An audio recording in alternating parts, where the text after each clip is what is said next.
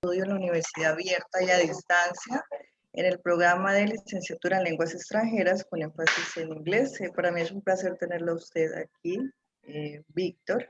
Muchas gracias por aceptar esta pequeña entrevista para saber su reflexión acerca de cómo es educar y la didáctica y cómo debemos aplicarla a la hora de enseñar a nuestros estudiantes. Muchas gracias, Cuéntame un Vanessa. poco de usted, por favor. Bueno, mi nombre es Víctor Isabel Asís, soy quiteño de nacimiento, ecuatoriano. Vivo en la ciudad de Guayaquil hace 14 años. Trabajo en la Universidad Politécnica Salesiana, acá en la sede de Guayaquil. Soy coordinador de un grupo de investigación llamado Ataraxia, que significa la imperturbabilidad del alma. Y soy también director nacional de un área académica que se llama Razón y Fe. He sido docente desde hace muchos años, desde los 18 años me parece que comencé a dar clases. Y bueno, ahora tengo 42. Entonces, mi trayectoria en las aulas ha sido un poco larga.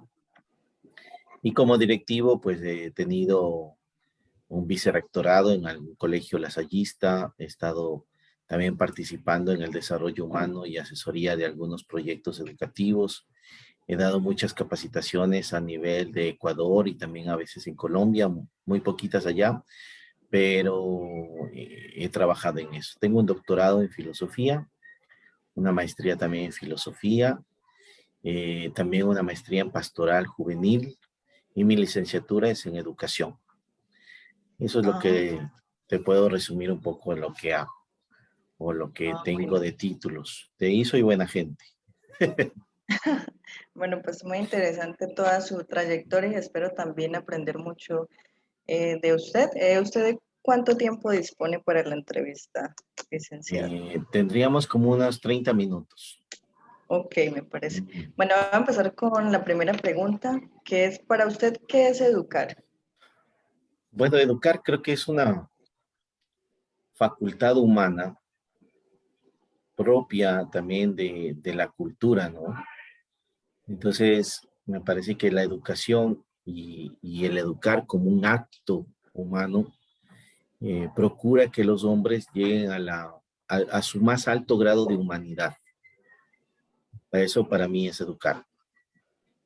Ok, muchas gracias. La siguiente pregunta es, ¿cuál es la ruta, guía o pasos que utiliza para planear sus clases?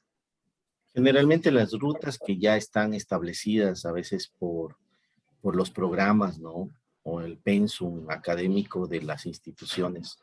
Entonces, lo que es generalmente más común es tener un sílabus o un planificador donde esté el objetivo, donde esté eh, los temas, los contenidos, los logros que se quiere desarrollar y por supuesto, muy aparte de este primer proceso de planificación, estarán todos los eventos evaluativos del proceso educativo, ¿no? Entonces, en cierta manera, lo que significa es que no se puede planificar individualmente. O sea, es parte de un proceso, ¿no? Es parte de un proceso que ya la institución educativa también, me imagino, tiene establecido y que procura que los docentes o los profesores entren en esa dinámica. También hay un currículum a nivel de país. Colombia lo debe tener, México, Ecuador, ¿no es cierto? Entonces, los currículos son como bloques ya temáticos que algunos expertos en educación nos indican qué es lo que tenemos que trabajar. Y desde ahí, pues, por supuesto, vendrá la planificación curricular. Hay una planificación mesocurricular y una planificación microcurricular, ¿no? Que ya va dirigida al aula y al grupo que te corresponde trabajar. Muy interesante su respuesta, porque yo pensé que nosotros los docentes debíamos planear nuestras clases. Ahora ya entiendo que debe ser la institución en general quien le da a uno los parámetros, digámoslo así, como para que todos los docentes cumplamos con nuestros objetivos para nuestros estudiantes, ¿verdad? Así es, claro. Lo que te juegas como profesor es un poco la didáctica, la manera como brindar esos contenidos, ¿no? Y ahí está tal vez el arte del educador, pero ya generalmente está como todo programado, incluso los bloques temáticos estructurados. El profesor, como tú decías en un inicio, es la didáctica. Ahí nos jugamos un poco el que la clase sea aburrida o no. ¿No? Ah, Ahí viene claro, el sí. asunto. Ujú. Bueno, muchas gracias. La próxima pregunta es, ¿qué procesos innovadores ha utilizado en su quehacer profesional como docente? Bueno, creo que cuando ya se habla de justamente la puesta en marcha de un currículum, ¿no? En una clase formal, ahí no creo que haya un estilo de innovación, porque la palabra innovación creo que a veces la utilizamos mal y me permito aquí una pequeña crítica, porque innovar es disruptivo, es cambiar todo, pero el docente no puede hacer eso porque ya está bajo una estructura, si notaste, ¿no es cierto? Hay una estructura. Sí, Entonces, lo que puedes hacer en el aula es ser creativo, ser creativo. ser Entonces, lo creativo. que yo he tratado justamente en mi experiencia es que esto me da resultado, pero posiblemente esta otra herramienta es más interesante dependiendo del grupo. Entonces, el profesor tiene que conocer al grupo de estudiantes que tiene, ¿no? Algunos, en su mayoría, puede ser que sean un poco más astutos, más despiertos, les gusta hacer más actividades. Otros puede ser que sean más pacientes, no les guste moverse mucho, son tal vez más sensitivos, más pensantes. Entonces, uno tiene que buscar qué herramienta podría ser mejor para que el hecho educativo se dé. Pero no le llamaría eso innovación. Por eso te digo, Ok. a veces usamos malos términos en el sentido de pensar que ahí se hace innovación. Y no, lo que hay que hacer es ideas creativas para reformular el proceso de enseñanza-aprendizaje.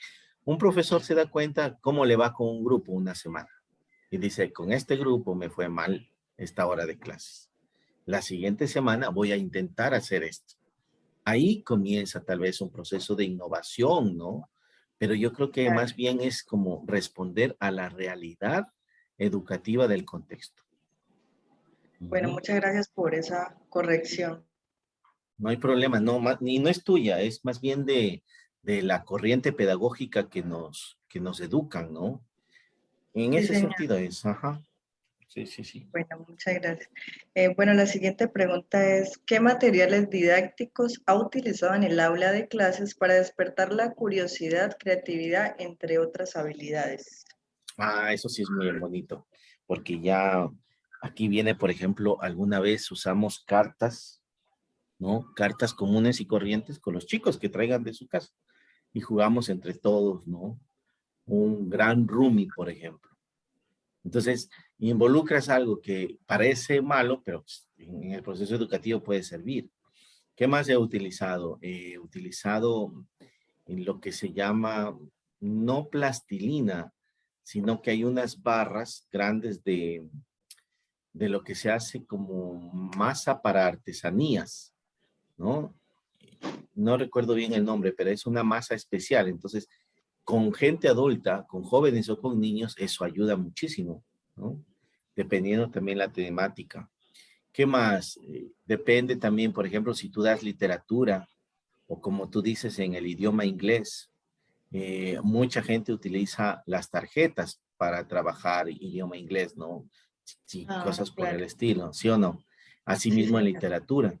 Entonces, a veces eso ayuda, pero puede ser un teatro. Alguna vez, con un grupo de noveno año, me tocaba dar o hablar de la Edad Media. Entonces me mandé a hacer un traje, me lo hicieron, me costó un poco y era un monje de la Edad Media. Entonces, cuando los chicos llegaron a la sala de clase, era todo oscuro y puesto velas alrededor. Entonces dijeron, ¿qué pasa aquí? Entonces todos se sentaron en el piso, en la oscuridad, y yo estaba en el medio del sentado en el piso y comenzamos a hablar de lo que significaba la Edad Media, el oscurantismo, ¿no? Y claro, Oh, fue una clase vivencial interesante, muy pero interesante. requiere, claro, requieres tener medios a veces también, ¿no? Invertir un poco en las clases que vas a dar. Claro. Eso es la Ahí, creatividad. exactamente, ajá. Bueno, Y esa muy es la didáctica, interesante. ¿no?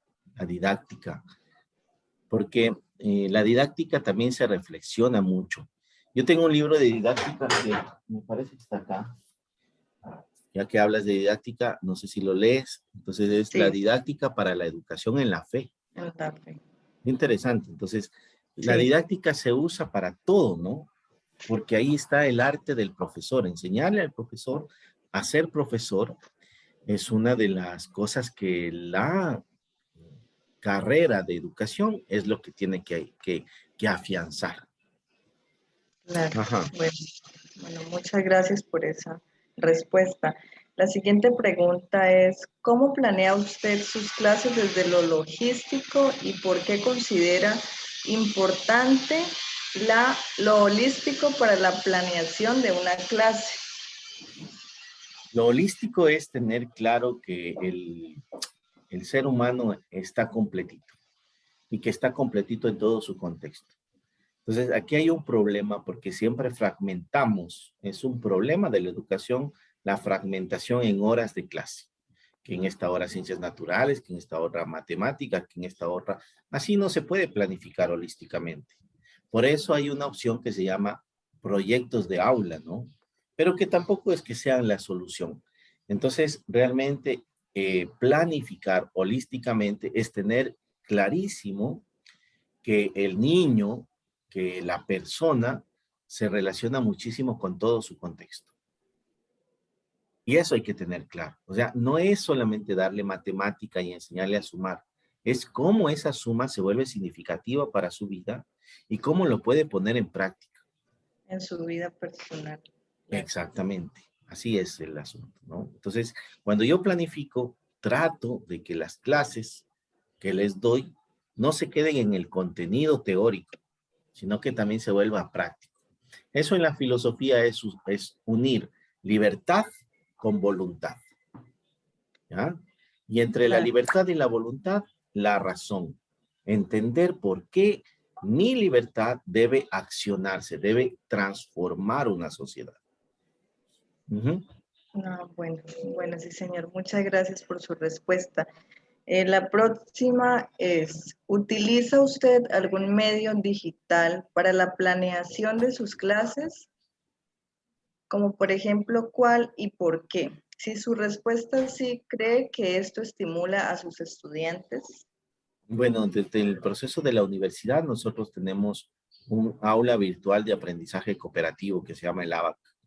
Entonces ahí está cargada la planificación, está cargada el sílabo, está cargado todos los contenidos y por supuesto también todos los materiales. Entonces se nos hace muy fácil que el estudiante pueda entrar al ABAC o al aula virtual y pueda encontrar toda la información de lo que significa este curso, ¿no? Que va a recibir. Entonces nosotros tenemos que planificar dentro de esa herramienta. Se abre como si fuera un Excel y nosotros vamos llenando lo que necesitamos tener, los recursos, y eso se vuelve a cargar y queda disponible para todos los estudiantes, ¿no? Esa es la herramienta que nosotros usamos dentro de la universidad, que se llama el ABAC. Y ahora en pandemia estamos usando el Zoom, como el que estamos usando ahora. Claro, también como Skype, Ajá, al Teams, team. para Ujú. muchas también. Bueno, muchas gracias, licenciada. La próxima pregunta es, para usted, ¿qué es didáctica y cómo sería para usted una clase didáctica? Como te decía, la didáctica es el arte de dar clases, es el arte de ayudar a que el estudiante aprenda, ¿no? Y aprenda también de manera no aburrida, sino también de manera divertida, que el aprendizaje se vuelva significativo, o sea, que tenga una validez para su vida. Entonces, para mí la didáctica es ese arte del profesor que ayuda a que los estudiantes aprendan. Ujú.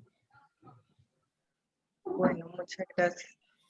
La próxima pregunta es, ¿usted cree que todo lo aprendido en la formación docente de la universidad a la que asistió le ayudó realmente a la hora de enfrentarse a la realidad? Es decir, en el salón de clase.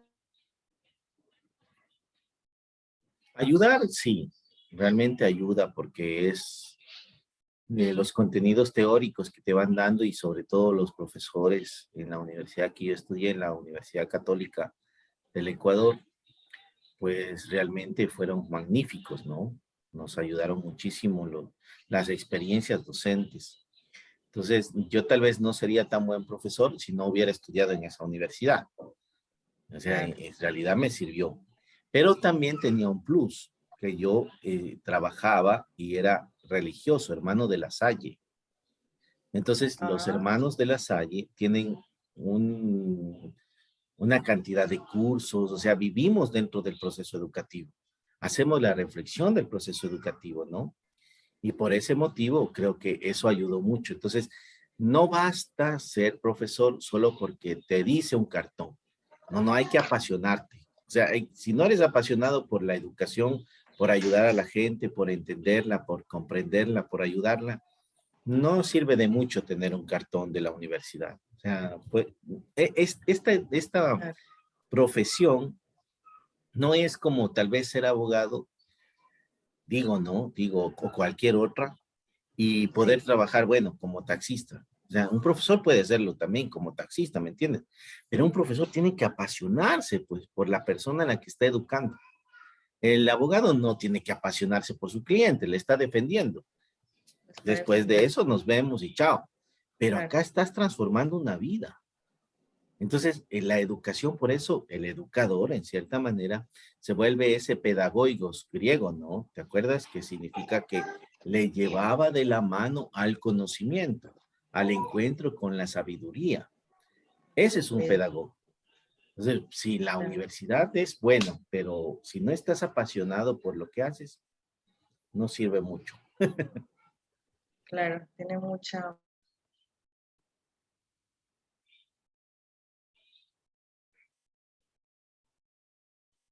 ser más adelante en su vida, ¿no? ¿Quién va a ser esa persona? Entonces sí debe ser muy importante hacerlo como del corazón, que realmente te nazca ser profesor, educador, ¿no? Así es, claro que sí. Muchas, muchas gracias. Bueno, la próxima pregunta es, ¿cómo aplica usted la didáctica en el salón de clases? ¿Se aferra a los métodos de antes o a los de ahora? Yo creo que no me aferro a ninguno, pero sí he tenido experiencias, como en un colegio, por ejemplo, que fui a trabajar, me tocó dar literatura y era con los chicos de sexto curso, ¿no? Pero ellos habían vivido una disciplina férrea, atroz, era un colegio muy conservador, en una línea muy disciplinaria.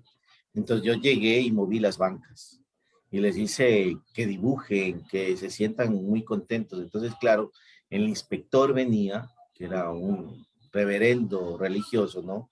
Y se ponía en la puerta así y me decían, usted no da clases, usted arma indisciplina. Porque Ay, había gente que se aferraba a métodos anteriores, ¿sí? Y les cuesta entender que la dinámica de una clase es descubrir, es descubrir. Por eso no basta una hora. Cuando tú realmente estás apasionado y aprendiendo con alguien, no basta una hora. Tiene que ser una jornada de aprendizaje, pero nos fragmentan. Entonces viene el profesor aburrido y el profesor chévere. Viene el profesor que me saca educación física y el indisciplinado. Y eso no puede ser. O sea, estamos totalmente desenfocados en la educación. Tienen que ser jornadas de aprendizaje. Y con esas jornadas yo voy desarrollando procesos, ¿no? Ahí entra la didáctica. Entonces no te aferras ni a una cosa ni a otra, porque no es de aferrarse, ¿no? Sino de mantener. ¿Cómo mantienes la disciplina? No hay disciplina rígida. Ah, oye, silencio. Cuando alguien está ocupado y haciendo algo, está concentrado, no puede hacer relajo, claro, pero el mismo relajo es parte del descubrimiento. O sea, cuando alguien, por ejemplo, está cocinando, ¿te ha pasado? Estás cocinando entre dos, tres personas y van a hacer algo riquísimo, ¿no es cierto? Y que están conversando y se ríen y se pasan la harina y dice, es, pásame los huevos y van haciendo. ¿Y qué sale al final? Un producto precioso y comemos todos juntos. Eso debe pasar en educación. O sea, tenemos que tratar de que todos los jóvenes se involucren, todos los niños se involucren. Qué bonito es aprender inglés de esa manera.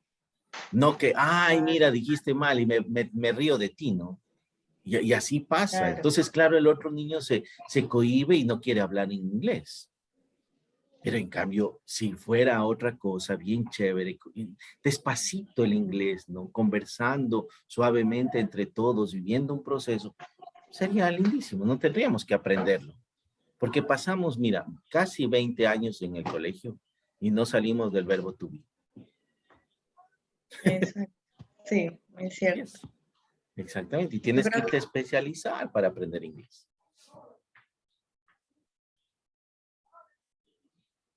Se te paró la hay cámara. inglés que no tienen como algo de creatividad, ¿no? Con ellos, que se integren todos y se rían y como que recochen y todo eso sí creo que es muy importante. Ujú. Claro que sí. Bueno, nuestra próxima pregunta es, ¿usted cree que desde la educación, si se solucionan realmente las necesidades o demandas de la sociedad?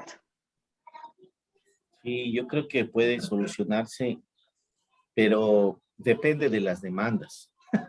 Lo que pasa es que estamos en una sociedad tremendamente neoliberal, ¿sí? Tremendamente colonizada por el consumismo, por el desgaste ecológico. Entonces, claro, nos están pidiendo a las instituciones, a los colegios, que sigamos manteniendo ese estado.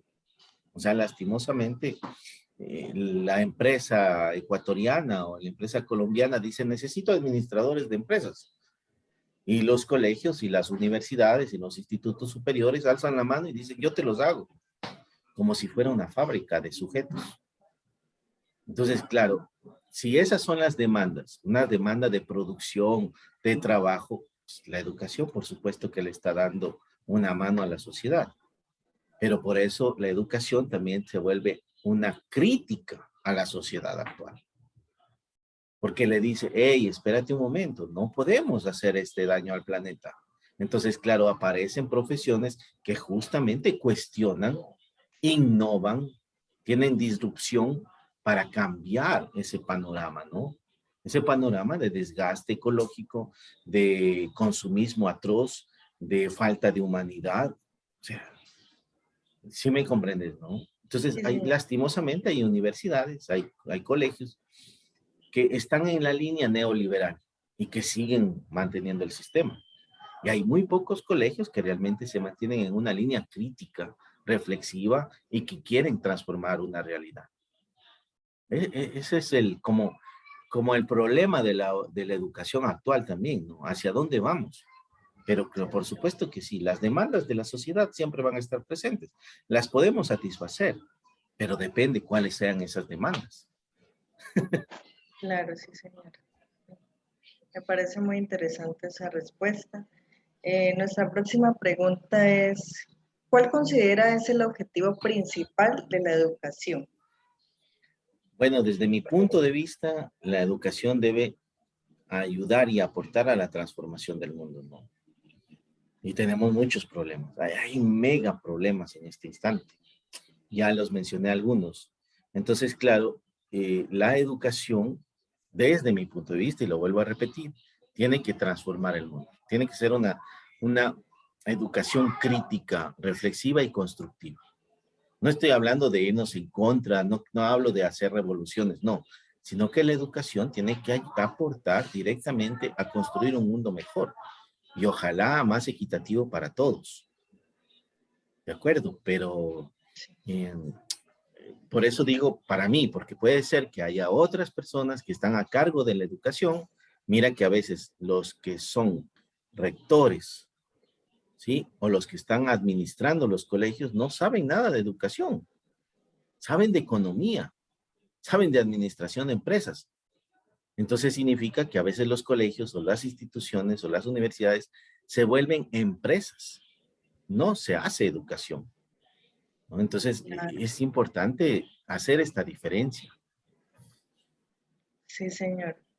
Creo que se ha vuelto ya algo también como político, como que démosle el cargo y ya, pero así no sepa nada de educación y no debería ser así porque pues, si un rector, coordinador debe ser como el pilar fundamental para toda la institución y darnos como la debida enseñanza de qué es educación, ¿no? Para guiarnos. por el ¿Mm? buen camino. Bueno, licenciado, muchas gracias. La próxima pregunta es, ¿qué metodología se utiliza para enfrentarse a los nuevos métodos de la educación? A ver, la metodología que yo utilizo es la constructivista, ¿no? Y trato en lo posible de que tenga también de algo de ecológico en el proceso holístico, en el que tenga mucho que ver con la tierra, con la vida. O sea, acá en Ecuador nosotros tenemos unas culturas muy ancestrales, mucho más antiguas que el Inca o que la Inca, que es más bien peruana, ¿no? Nosotros tuvimos el encuentro con los peruanos, pero no tuvimos más de 130 años que estuvieron los incas acá. Pero hay culturas realmente milenarias, tienen muchísimos años. Entonces, hay que ayudarle a los estudiantes a contextualizar también desde la tierra, desde lo que es nuestro, desde lo que es nuestra historia. Y esa metodología constructivista, a veces la que utilizamos es muy europea. Entonces hay que cambiarla, hay que transformarla a la realidad de nuestros pueblos latinoamericanos, ¿sí? Porque puede ser que tú construyas, pero estás construyendo según el modelo europeo, pues. Y el modelo constructivista europeo es totalmente diferente, es distinto.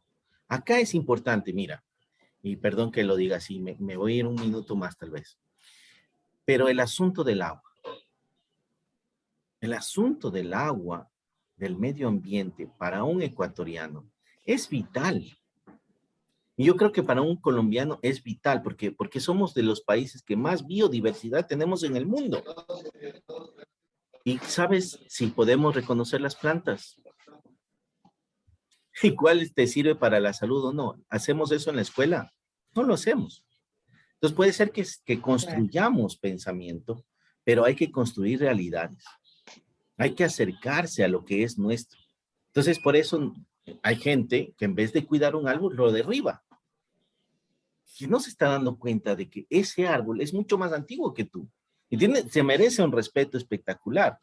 Si ves, la educación ahí ayuda, pero puede ser que la educación sea netamente una metodología que ayude a meter cosas en la cabeza, pero no a actuar de verdad por el cuidado del ambiente, por el cuidado de mí, por el cuidado del otro, ¿sí? Por el cuidado incluso espiritual. Entonces ahí comienza a generarse otro tipo de cultura. Hablamos de una comunidad educativa. Esas metodologías son las que yo aplico, que trato de hacerlo, para que las personas por supuesto te digo, desde la metodología constructivista yo me ayudo, pero tengo que bajarle al contexto. Uh-huh. Bueno, licenciado, muchas gracias por esa respuesta. Bueno, ya casi vamos a acabar. Otra pregunta es, ¿qué elemento necesita usted para desarrollar didácticas y pedagogías adecuadas para la clase? ¿Qué elementos? Bueno, creatividad, estar a gusto, tener un buen estado emocional. Creo que es importante la parte de salud mental en un docente. Luego que la clase, el aula, ojalá sea un art attack, aunque estés, aunque estés enseñando filosofía. O sea, tendrías que tener materiales, pintura, todo lo que se te venga a la cabeza para poder construir una verdadera didáctica, ¿no? Entonces, eso creo que son. Y la otra es que los chicos también se sientan a gusto contigo. En la universidad donde yo trabajo, yo hablo mucho con los docentes y les digo, hay que hacerse querer, Sí, ¿sí? O sea, no solamente quererles, hay que hacerse querer, porque cuando alguien te quiere, te escucha, te aprecia y se deja guiar. Entonces, claro, yo creo que un elemento de la didáctica también tiene que ser eso, la afectividad. Entonces puedes tener, mira, puedes tener Zoom, puedes tener Kahoot, puedes tener todas las herramientas, pero si los chicos no te quieren y eres un pedante, no te van a escuchar. Te apagan la cámara y se acaba, se van y se queda el sí, tiempo ahí. Entonces tienes que hacerte querer, ¿no? Uh-huh. claro, muy cierto. Lo que está pasando ahorita en esta pandemia, que todo se volvió virtual y los profesores tienen que hacer es por estos medios, y yo creo que sí, muchos hacen eso de que apagan la cámara y no ponen cuidado a los profesores, Ujú. realmente. Bueno, mi licenciado, otra pregunta es, ¿por qué es importante la innovación y motivación en el proceso de formación como docente de lenguas extranjeras? Pues bueno, no he sido yo profesor de inglés, he aprendido francés, alguna vez me han dado alemán, no he llegado a dominar estos idiomas, por supuesto, pero yo creo que un profesor de lenguas extranjeras tiene que tener la motivación de que hoy está construyendo ciudadanos para el mundo. O sea, no es saber inglés una herramienta para el currículo, no. Es porque es el idioma, perdóname, de Occidente. Sí, o sea, si tú vas a Europa, te comunicas en inglés. Claro. Es así, aunque haya muchos idiomas, ¿no? Entonces, claro, también hay una motivación en el profesor de lengua que yo trabajaría, es que estás educando ciudadanos para el mundo. Entonces ya no ves como solamente estoy dando inglés. No, no, no, no. Eso es como bajar la categoría a un profesor de lenguas extranjeras. Y el profesor de lengua extranjera tiene que saber de literatura, de arte, de deportes. O sea, es un docente completito. Por eso me caen bien los de inglés. Yo me llevo bastante bien con los de la Universidad de Inglés porque puedes hablar de literatura en inglés, de arte en inglés, de todos los procesos históricos, ¿no? Yo creo que la motivación de un docente de lengua extranjera es que también tiene que conocer el mundo. Tiene que conocer el Eh, mundo, sabérselo muy bien, ¿no? Eso es, y bueno, no sé si ahí terminamos la entrevista. Están todas las Bueno, completas. hay otra A ver. pregunta, pues para mí es un poco similar a la primera, pero debo hacerla pues por los estándares de la universidad. Es la última pregunta, la pregunta Ujú. número 15, que es para usted como docente, ¿qué es educación? Bueno, como te decía, es transformar el mundo. Y este mundo necesita mucho de personas como tú que se están apasionando, que se están haciendo mejores cada día, ¿no? Yo veo que tú tienes una niña, que seguramente, o niño, ¿no es? ¿Cómo es? ¿Varoncito o es Sí, mujercita? niño, un Es varón. un niño que en tus manos está una vida que va a transformar el mundo. Pero para que él transforme el mundo, tú tienes que transformarlo. Entonces, creo que educarse y educar a otros es tener la valentía de ser reflexivos, pensantes y críticos. Así que por ahí va la educación. Yo no creo que la educación sea solamente coger y poner contenidos en la cabeza. Para eso hay que comprarse libros. Pero el que Sí, educa tiene que apasionarle a la gente a vivir. Bueno, claro. creo que con eso termino. Es mucho más que eso. Bueno, licenciada, la verdad que muchas gracias por su tiempo. Para mí ha sido un placer, un honor estar con usted y que me haya compartido todo su conocimiento. De verdad, muchas gracias y que tenga pues un lindo día.